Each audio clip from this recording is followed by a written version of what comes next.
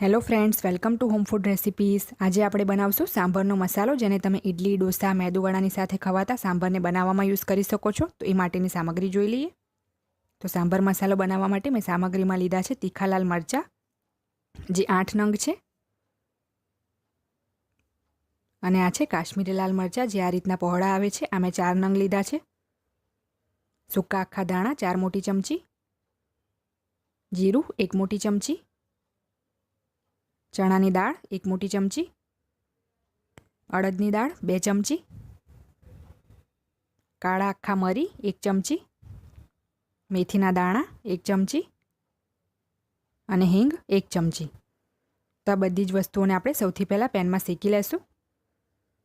તો સૌથી પહેલાં આ પેનમાં આપણે આખા દાણા નાખી દઈશું અને જીરું પણ નાખી દઈશું. તો આ બંનેને આપણે હવે 1-2 મિનિટ સુધી ધીમા તાપે સરસ સુગંધ આવે ત્યાં સુધી શેકી લેશું. ધીમા તાપે જ શેકવાનું છે.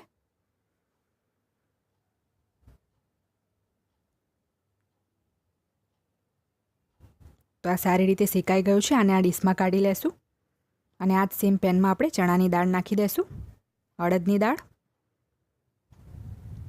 કાળા મરી અને મેથીના દાણા પણ નાખી દઈશું. અને આને પણ આપણે 1-2 મિનિટ સુધી ધીમા તાપે સુગંધ આવે ત્યાં સુધી શેકી લેશું. આ પણ શેકાઈ ગયું છે. આને પણ આપણે સેમ પ્લેટમાં કાઢી લેશું.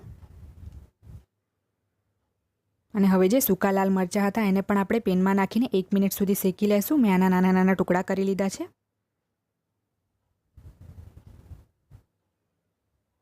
તો 1 મિનિટ થઈ ગઈ છે. આ પણ શેકાઈ ગયું છે. ગેસની ફ્લેમ ઓફ કરીને આને પણ આપણે સેમ પ્લેટમાં કાઢી લેશું. તો હવે આ બધી જ વસ્તુઓને આપણે ઠંડી કરીને મિક્સીમાં પીસી લેશું. તો મેં પીસી લીધું છે મિક્સીમાં ઠંડુ કરીને. હવે આ જે હિંગ છે એને પણ આપણે મિક્સરમાં નાખી દઈશું અને ફરીથી એકવાર આપણે પીસી લેશું. તો મેં બધું જ સારી રીતે પીસી લીધું છે અને એક બાઉલમાં કાઢી લેશું. મેં જે સાંભર બનાવ્યો હતો એ સાંભરમાં મેં સેમ આ જ મસાલો યુઝ કર્યો છે. સાંભરની રેસીપી ઓલરેડી મારી ચેનલ પર અપલોડ છે, તમે ચાહો તો જોઈ શકો છો. તો ફ્રેન્ડ્સ, રેડી છે આપણો સાંભર મસાલો. તમે પણ આ રેસીપીને ચોક્કસથી તમારા ઘરે ટ્રાય કરો. જો તમને મારી આ રેસીપી સારી લાગે તો મારી ચેનલને લાઇક, શેર અને સબસ્ક્રાઈબ કરવાનું બિલકુલ ના ભૂલશો.